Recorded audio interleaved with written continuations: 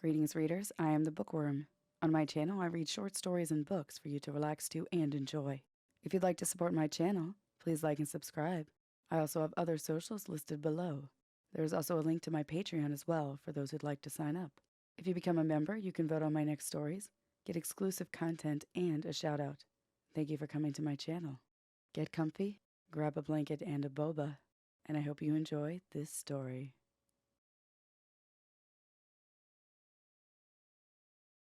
The Eyes Have It by Phillip Dick, as read by The Bookworm. It was quite by accident I discovered this incredible invasion of Earth by life forms from another planet. As yet, I haven't done anything about it. I can't think of anything to do. I wrote to the government, and they sent back a pamphlet on the repair and maintenance of framed houses. Anyhow, the whole thing is known. I'm not the first to discover it. Maybe it's even under control.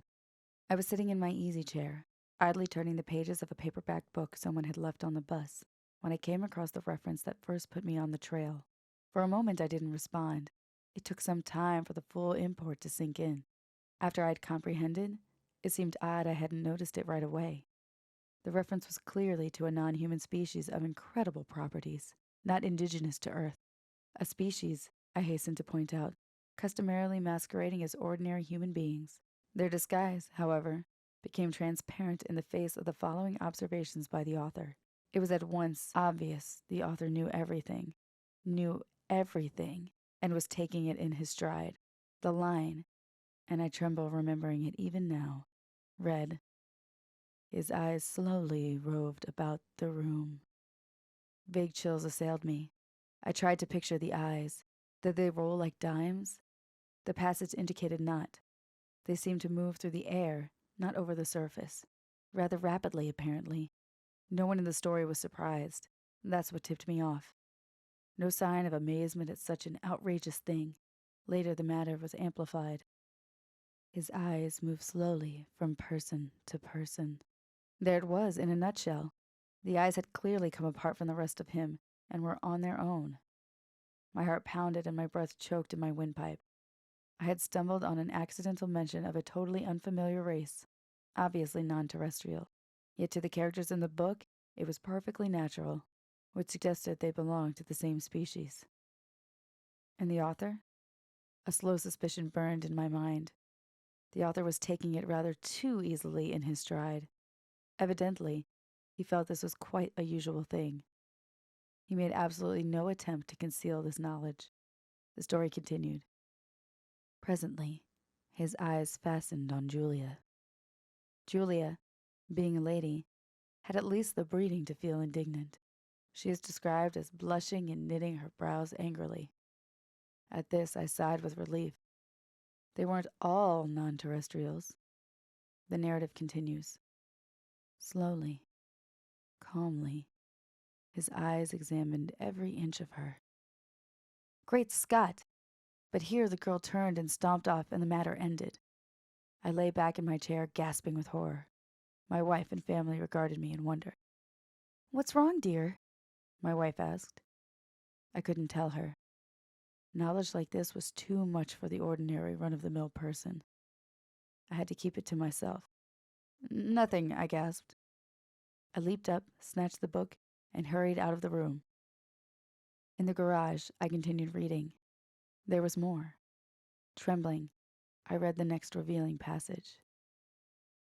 He put his arm around Julia. Presently, she asked him if he would remove his arm. He immediately did so, with a smile. It's not said what was done with the arm after the fellow had removed it. Maybe it was left standing upright in the corner. Maybe it was thrown away.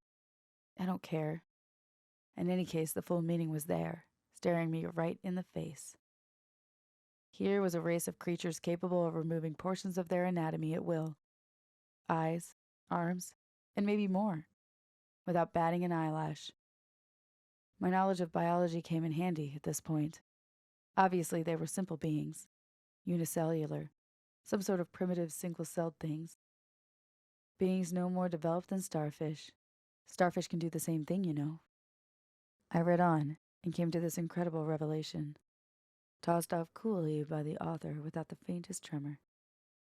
Outside the movie theater, we split up.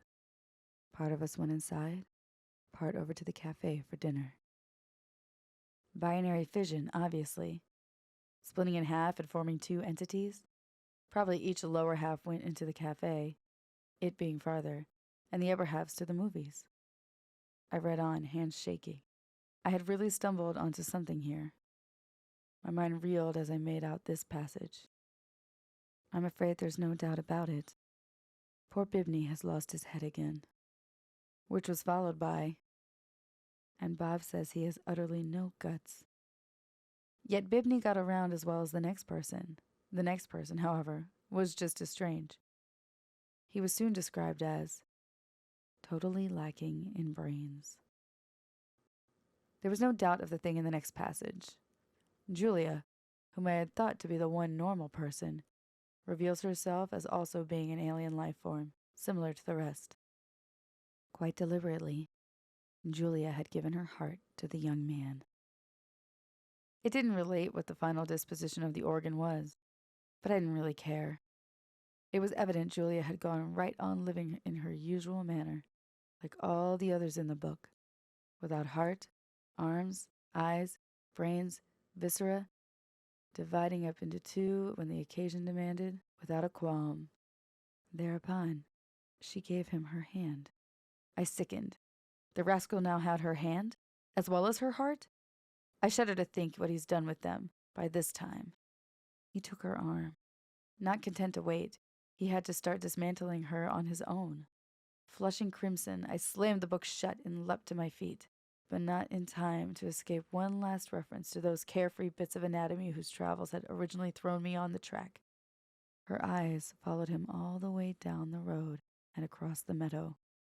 I rushed from the garage and back inside the warm house, as if the accursed things were following me. My wife and children were playing Monopoly in the kitchen. I joined them and played with frantic fervor. Brow feverish, teeth chattering. I had had enough of the thing. I want to hear no more about it. Let them come on. Let them invade Earth. I don't want to get mixed up in it. I have absolutely no stomach for it. This has been an audio recording by the Bookwyrm. If you'd like to hear more, please like and subscribe and visit my socials and my Patreon, linked below. If you have any suggestions on future Project Gutenberg titles you'd like to listen to, please let me know in the comments below. If you are an author and have a story or poem you wrote that you would like me to read, please reach out to me on my Instagram at @TheRedBookworm. I appreciate each and every one of you. Please stay tuned to my channel for more stories.